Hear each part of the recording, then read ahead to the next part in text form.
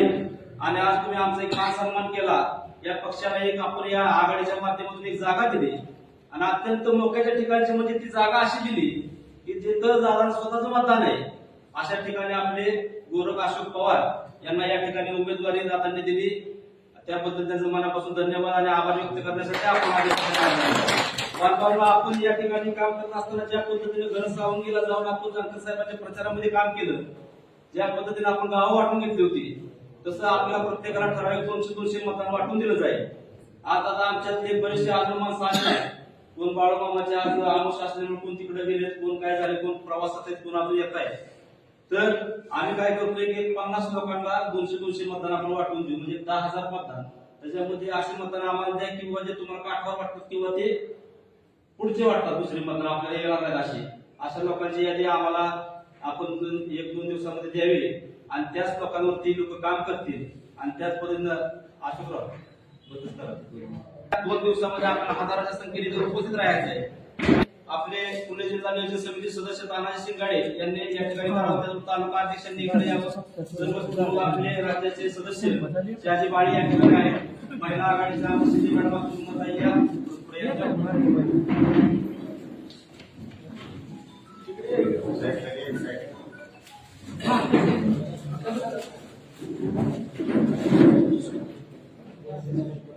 आपण घ्या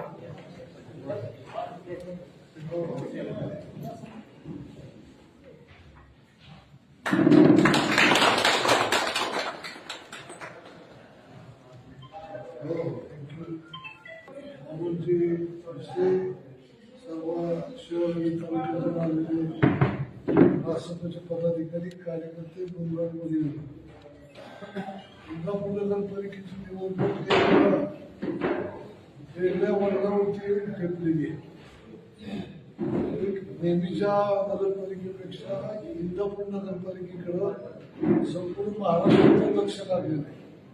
जसे इतरत्र नगरसेवक नगराध्यक्ष निवडून जातात आणि इथेही तसंच होणार आहे, तरी देखील इंदापूरकडे लोकांचं लक्ष का लागलेलं आहे की गेल्या 8-15 दिवसात ज्या घडामोडी घडल्या यावरून आपल्याही लक्षात आलं असेल।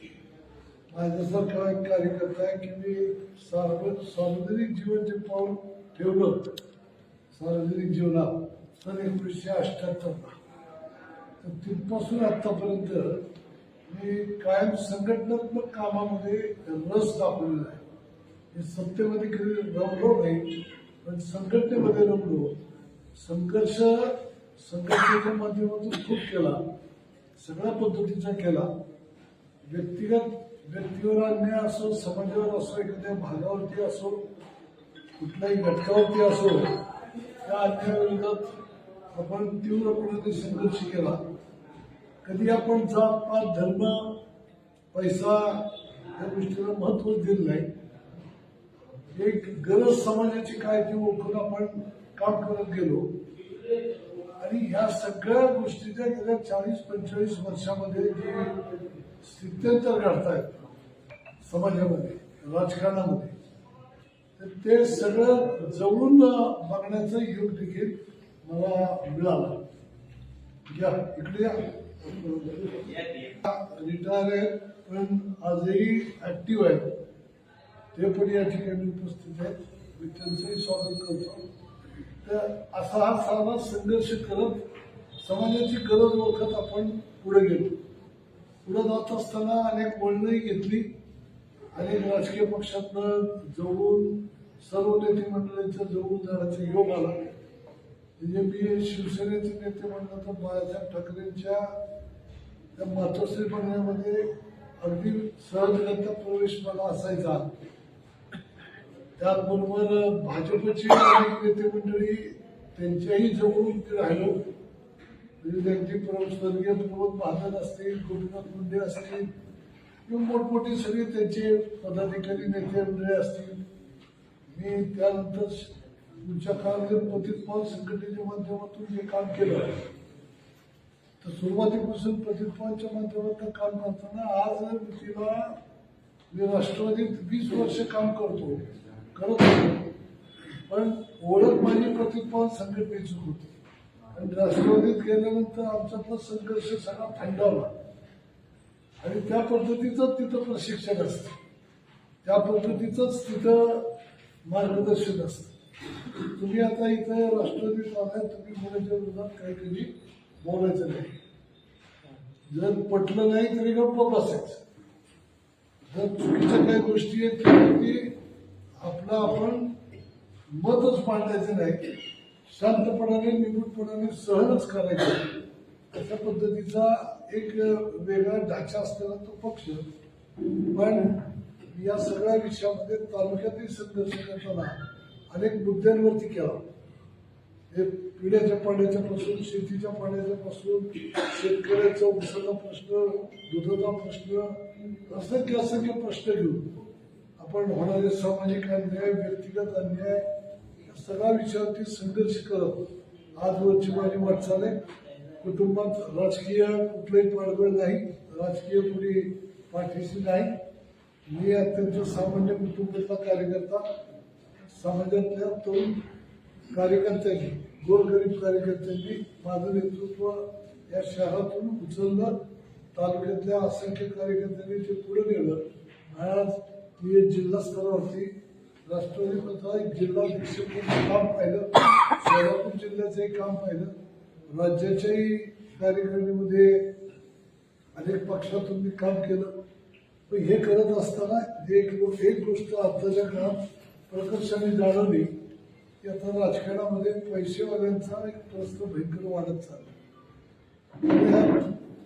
आपण जर गोरगरीब कार्यकर्त्याला संघटनेमध्ये राबवून घेतो, त्यांनी मनभर मारायचं, घाम गाळायचं, कष्ट करायचे, आणि जेव्हा वेळ येते स्थानिक स्वराज्य संस्था, स्थानिक कार्यकर्त्याची निवडणूक आहे, इथं जेव्हा ती वेळ येते त्यावेळेला त्याला बाजूला सांगायचं एकच कारण की तुझ्याकडे पैसा नाही. ही गोष्ट मनाला कुठेतरी खटकणारी. आणि यामध्ये वारंवार नेतृत्वाशी चर्चा करत होतो, सांगत होतो हे अशा पद्धतीनं जर आपण गेलो तर संघटना संपेल. पण संघटनेबद्दल अजिबात देखील त्याचा विचारच कुठं कधी कुणी केला नाही. ही संघटना कुठल्या पक्षाची असो, कुठल्याही विचाराची असो, कार्यकर्ता याला जपण्याचं काम नेत्यांनी केलंच पाहिजे. त्याशिवाय तुम्ही मांडलेला विचार समाजात पुढं जाणार नाही. त्याशिवाय तुम्हाला यातून या लोकशाहीमध्ये जी सत्ता मिळवायची असते त्या सत्तेच्यापर्यंत तुम्ही पोहोचणारच नाही जर तुमच्याकडे संघटना भक्कम नसेल तर. नुसता पैसा आहे तर तुम्ही काय सरकार खरेदी करणार का? त्याला काही अर्थ नाही. लोकशाहीमध्ये हे टिकणार नाही. त्याला एक वेगळं वळण लागण्याचं काम सुरू झालंय. व्यक्तिगत द्वेष मला कोणाच्याच बद्दल कधीच नव्हता, आजही नाही, उद्याही राहणार नाही. मी काही वैचारिक दृष्ट्या काम करणारा कार्यकर्ते, ही एक 4-5 कार्यकर्ते, प्रमुख कार्यकर्ते की ज्यांची क्षमता आहे, ताकद आहे आणि ते तुमचंच काम करतात, कायम करतात. उजवे डाव एक तुमचे, यातलं एक तुम्ही निवडा. मला तर नगराध्यक्ष व्हायचा प्रश्नच नव्हता, वारंवार सांगत होतो तुम्ही द्या तो उमेदवार, निवडून आणण्याची जबाबदारी आमची. जसं तुमचं प्रेस्टिज आहे कॅबिनेट मंत्र्याचं नगरपालिका, जसे मी जिल्हाध्यक्ष माझे प्रेस्टिज होतं, मलाही काळजी होती. पण झालं कसं की त्यांनी सारखं म्हणायचं पुढं पैसेवाला आहे, पुढं पैसेवाला आहे. आपण पैसेवाल्याचं तुम्ही सारखी दहशत आमच्या डोक्यावर कशाला का? मग पैसेवाले म्हणून आम्हाला या ठिकाणी कार्यकर्त्याला ताकद दिसत नाही हा प्रश्न आहे. त्यामुळे संघटना मला चालवायची आणि तुम्हाला सत्ता राबवायची. हे सत्ता राबवण्याचे आणि संघटना राबवण्याचे यातला हा फरक आहे. संघटना राबवताना मला कार्यकर्ता सांभाळायचे, त्याचे कष्ट आहेत, त्याची प्रतिष्ठा आहे, ती मला जपायची. संघटनेचा प्रमुख हे नातं. आणि तुम्हाला सत्ता झटपट मिळवायची. तुम्हाला माणसांची काही गरजच नाही. पैशावाला घेतला आयतं सगळ्या गोष्टी मिळवायच्या आणि आयतं मिळवून पुढं राजकारण चालवायचं. संघर्षच नको, कटकटच नको, त्रासच नको. पण या सगळ्या गोष्टीमुळे आपल्या असलेल्या कार्यकर्त्यांवरती अन्याय होतो हे त्यांना सांगून सांगून थकलो. यांना कळण्याच्या काय मार्ग अजिबात कधी लागलो नाही. वाईट याच्या गोष्टीचं वाटतं की यांचा राजकीय उदय हे जर तुम्ही पाहिलं, तुम्ही सगळ्यांना बघत असताय मी 95, 99 आणि 2004 3 विधानसभा लढले. या तिन्ही विधानसभेमध्ये मला जे पाठबळ मिळत गेलं ते सामान्य फाटक्या गोरगरीब कार्यकर्त्यांचं जे पाठबळ होतं. हे आमचा हाकेसारखा कार्यकर्ते, हा अशोक आहे, ही अशी छोटी छोटी कार्यकर्ते की ज्यांची काही आर्थिक, सामाजिक, राजकीय काही इमेज नाही. यांच्या तालुक्यामध्ये वालचंदनगरमध्ये 4 विधानसभेला मला प्रसंग आठवतो. बाका प्रसंग होता. त्यावेळेचा इथला लीडर, पंचायत समितीचे सदस्य आबा उबळे, दलित नेता, त्याचा त्या ठिकाणी हत्या झाली होती आणि त्यामध्ये शिवसेनेची लोक गुंतलेली होती. जबरदस्त दलित नंतरचा शिवसेनेचा संघर्ष होता आणि तशा परिस्थितीमध्ये निवडणूक आली होती आणि मी शिवसेनेचं तिकीट घेतलं होतं. पण ह्या सगळ्या मंडळींनी एका खांद्यावरती भागवा आणि एका खांद्यावरती निळा झेंडा घेऊन माझं काम केलं होतं. असे कार्यकर्ते जीवाला जीव देऊन आपण काम केलं तर ती मिळतात. प्रसंग दुसराही मला आठवतो. या सराटी गावामध्ये एक दलित कुटुंब, एक दलित समाजातलं 2 कुटुंब, मातंग आणि एक बौद्ध, रस्त्याच्या बाहेर प्रपंच फेकून दिला होता. मी अख्ख्या तालुक्यामध्ये सगळ्या दलित वस्तीमध्ये बैठका घेतल्या आणि सर्वात मोठा मोर्चा दलित समाजाचा तहसीलदार कचेरीवरती माझ्या नेतृत्वाखाली निघाला होता. तर पोलिसला मी अल्टिमेट दिला होता, याला आम्ही घेऊन जातो आणि त्यांचं पुनर्वसन करतो. कटकटी झाल्या असत्या, पोलीस म्हणते तुम्ही नका जाऊ, आम्ही जातो. त्या ठिकाणी पोलिसांनी त्या लोकांना घेऊन तिथं त्यांचं पुनर्वसन केलं. आज त्यातलं एक कुटुंब तिथल्या ग्रामपंचायतीचं सदस्य आहे. मग त्या 2 कुटुंबापुरती नाही, यात संदेश समाजामध्ये जातो आणि मग समाजाला कळतं की असं जर कुठं इथं काही घडलं तर त्या ठिकाणी असे पक्ष आहे, संघटना आहे की ती ताकद देते, त्या अन्यायाच्या विरोधात संघर्ष करते. त्यामुळं अन्यायच कोणी करू शकत नाही. प्रशासकीय बाबी ज्या आहेत, कोर्ट कचेरी, पोलीस स्टेशन, हे सगळ्या गोष्टी हा गुन्हा घडल्यानंतर आहे. गुन्हा घडू नये म्हणून समाजाची व्यवस्था लागते. ती सज्जनाची शक्ती जागृत करण्याचं जे काम करावं लागतं, ती संघटना टिकवण्याचं जे काम करावं लागतं, ते काम आपण केलं.